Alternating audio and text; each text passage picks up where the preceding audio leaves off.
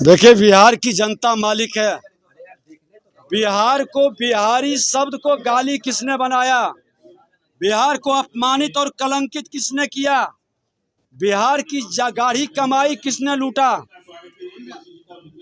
जो चपरासी क्वार्टर में रहता था वो अरबों का मालिक कैसे बना? और जिन लोगों ने, जिन राजनेताओं ने बिहार की जनता की गाढ़ी कमाई लूटी है, क्या बिहार की जनता उस पर विश्वास व्यक्त करेगा? जो अपराध, भ्रष्टाचार बिहार के अंदर ला दिया, लोगों को दहशत में लाया है, जनता कभी विश्वास नहीं करेगी। जनता मालिक है, देख रहा है। सत्ता में बैठे हुए जब थे तो एक दिन भी आंसू पोंछने नहीं गए थे। नेता प्रतिपक्ष के नाते 500 दिन में 341 दिन में आंसू पोंछ रहा था, लेकिन सत्ता में बैठे लोग आंसू पोंछने क्यों नहीं जाते थे तो उप मुख्यमंत्री, नेता प्रतिपक्ष भी 5 साल रहे। आज जब लग रहा है कि अब सत्ता आने वाली नहीं है, माता पिता का सपना चूर चूर हो गया, बिना जनादेश के मुख्यमंत्री बनने का सपना टूट गया, तो जन विश्वास लेने चले। अरे जनता ने आप पर तो विश्वास किया ही नहीं, आपको तो 22 सीट पर लाकर छोड़ दिया था, और इस बार भी 25 सीट से ज्यादा ये नहीं जीतेंगे।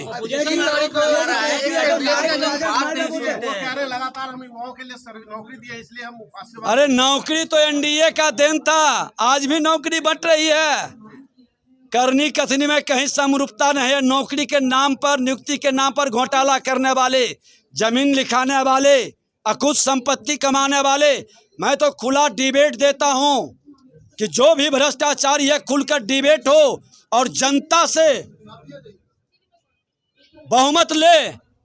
एक बार जनता के बीच में सर्वे कराए कि कौन भ्रष्टाचारी है और कौन ईमानदारी से जनता का सेवक है। आज देश के प्रधानमंत्री नरेंद्र मोदी जी ईमानदारी से काम कर रहा है तो लोग विश्वास कर रहा है। अपोजिशन ये आरोप लगा रहा है कि बिहार के आईएएस सीएम की बात नहीं सुनता। कोई भी नौकरशाह की इतनी हिम्मत नहीं है कि मुख्यमंत्री और मंत्री के आदेश का पालन नहीं करे, लेकिन अच्छे पदाधिकारी अगर जो जनता के लिए काम कर रहा है, विद्यालय के अंदर पढ़ाई हो रही है, तो उस विषय पर मुख्यमंत्री का बयान आया है, लेकिन शिक्षकों का अपमान भी कतई किसी को अधिकार नहीं है।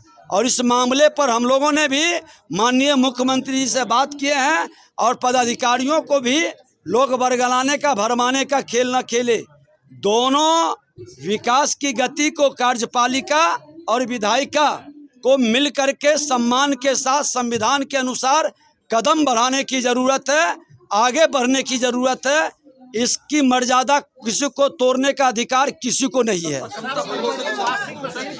बीजेपी को वॉशिंग मशीन बता रहे हैं कि कोई भी दोषी जब बीजेपी में चले जाते हैं तो वो स्वच्छ हो जाते हैं। बीजेपी वॉशिंग मशीन नहीं है।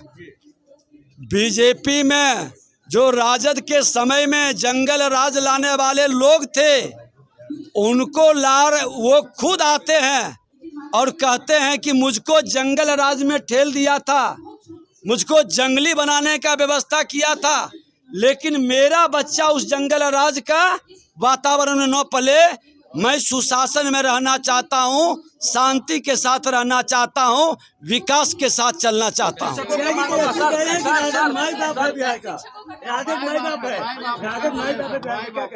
अब तेजस्वी जी के माए बाप तो दोनों मुख्यमंत्री, पूर्व मुख्यमंत्री रहे हैं, और उसी का अहंकार उनको हमेशा झलकता है उनकी बातों में।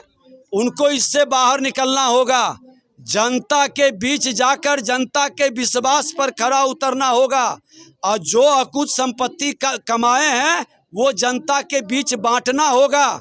जो नेता पिछले 50 वर्ष के अंदर देश को लूटने वाला जो लोग है, वो तमाम नेताओं की संपत्ति जनता की संपत्ति है, और उस संपत्ति को जब तक जनता को वापस नहीं करेगा, वो इससे लोगों पर जनता विश्वास नहीं करेगी। क्या होगा शिक्षकों के मांगों का? क्या होगा? क्षमता परीक्षा क्या देना होगा उन लोगों को? शिक्षक के साथ सरकार की पूरी सहानुभूति है।